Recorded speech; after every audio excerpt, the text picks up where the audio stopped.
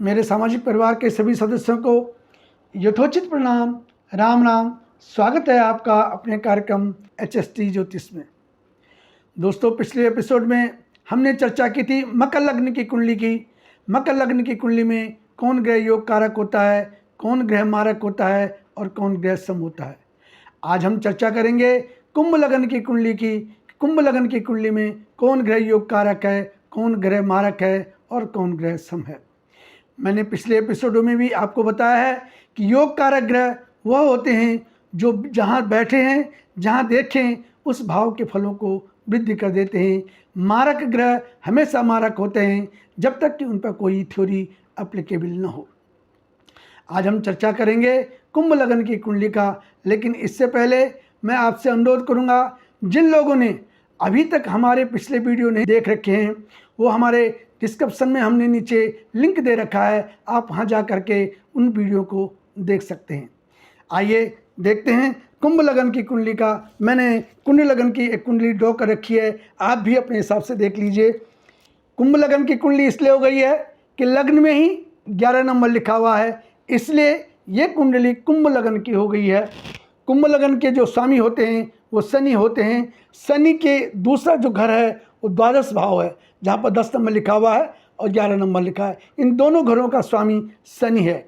एक लग्न का स्वामी मूल त्रिकोण राशि है इसकी कुंभ लग्न में, तो कुंभ लग्न में शनि की मूल त्रिकोण राशि है और एक 12 भाव में है, इसलिए शनि यहाँ पर प्रबल योग कारक ग्रह हैं, क्योंकि शनि एक चीफ मिनिस्टर की पदवी लेकर के इस कुंडली में बैठी हुई है। दूसरा भाव देख लीजिए, जहाँ पर 12 नंबर लिखा हुआ है। 12 नंबर भाव का स्वामी जो है बृहस्पति होते हैं। बृहस्पति की दूसरा घर जो है 11वां भाव, जहाँ पर 9 नंबर लिखा हुआ है। ये दोनों घरों का स्वामी बृहस्पति है, यहाँ पर योग कारक ग्रह बनते हैं। जबकि दूसरे भाव का स्वामी क्या है? दूसरे भाव का स्वामी अधिकतर के कुंडलियों में मारक होता है, लेकिन यहाँ पर बृहस्पति योग कारक ग्रह इसलिए हैं क्योंकि दूसरा घर और 11वां घर बृहस्पति के अपने कारक घर हैं, इसलिए बृहस्पति यहाँ पर प्रबल योग कारक ग्रह बनते हैं। तीसरा देख लीजिए, जहाँ पर 1 नंबर लिखा हुआ है, 1 नंबर और जहाँ पर 8 नंबर लिखा हुआ है, यानी 3 नंबर का स्वामी और 10 नंबर का स्वामी मंगल बनता है। मंगल इस कुंडली में सम की पदवी लेके बैठे हुए हैं, क्योंकि मंगल केंद्र में एक जगह एक घर उनका केंद्र में है और अच्छे घर का स्वामी है, और एक घर 3 ग्रह है, पराक्रम का घर है। इसलिए यहाँ पर जो है मंगल जो है लग्नेश की उल्टी पाल्टी है, इसकी वजह से यहाँ पर सम की पदवी लेकर के मंगल बैठे हुए हैं। अब आ जाइए, जहाँ पर 4 नंबर है, जहाँ पर 2 नंबर लिखा हुआ है, 4 नंबर का घर है और एक 9 नंबर का घर है। इन दोनों भावों का स्वामी शुक्र बनते हैं। शुक्र इस कुंडली में प्रबल योग कारक ग्रह हैं, क्योंकि एक तो भाव अच्छे, एक केंद्र में और एक त्रिकोण में, और ऊपर से शनि के परम मित्र, इसकी वजह से शुक्र यहाँ पर एक योग कारक ग्रह बनते हैं। उसके अलावा जहाँ पर 3 नंबर लिखा हुआ है, ये 5वां घर है। 5वें घर का स्वामी और अष्टम भाव का स्वामी, इन दोनों भावों का स्वामी बुध है।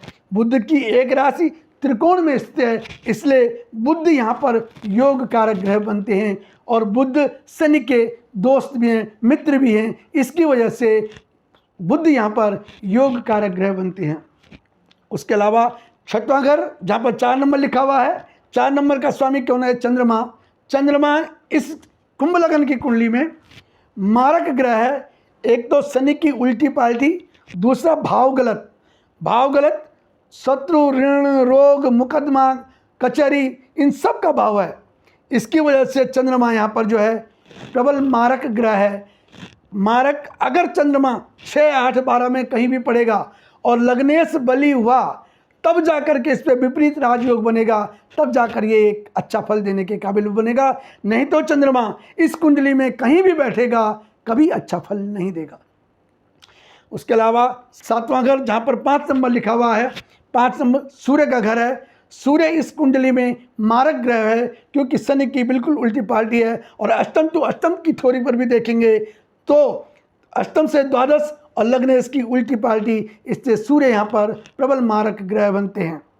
अब दोस्तों, मैंने आपको पहले भी बताया था, अभी भी बता रहा हूँ ये योग कारक ग्रह मारक बन सकते हैं, वो अपनी प्लेसमेंट पर निर्भर करता है। जैसे शनि यहाँ पर प्रबल योग कारक ग्रह है, लेकिन यही शनि अगर 3 नंबर में आ गया तो यहाँ पर ये नीच का हो जाएगा। यहाँ से वो यहाँ नज़र रखेगा, यहाँ से तीसरे भाव में यहाँ नज़र रखेगा, 7वें भाव में यहाँ नज़र रखेगा और 10वें भाव में यहाँ नज़र रखेगा।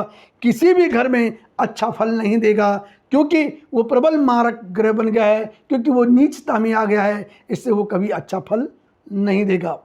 शुक्र अगर योग कारक ग्रह है, केंद्र में 4थे नंबर में और 9वें भाव का स्वामी है, लेकिन अगर यही शुक्र यहाँ पे आ जाए जहाँ पर 6 नंबर लिखा हुआ है, तो यही योग कारक ग्रह प्रबल मारक हो जाएगा, क्योंकि यहाँ पर शुक्र नीच में आ गया है। और कोई बताए कि डायमंड पहनो, केंद्र का स्वामी भी है, त्रिकोण का स्वामी भी है, तो यहाँ पर अगर शुक्र बैठा होगा आपकी कुंडली में तो कभी भी डायमंड मत पहना, नहीं तो पिता से भी नहीं बनेगी, माता से भी नहीं बनेगी, नहीं भाग्य प्रबल होगा, जो भी होगा सब गड्ढे में चले जाएगा। इससे कभी भी यहाँ पर डायमंड पहनने की कोशिश मत करना, नहीं तो शुक्र जो है यहाँ पर, क्योंकि यहाँ पर शुक्र अति मारक ग्रह बन गया है।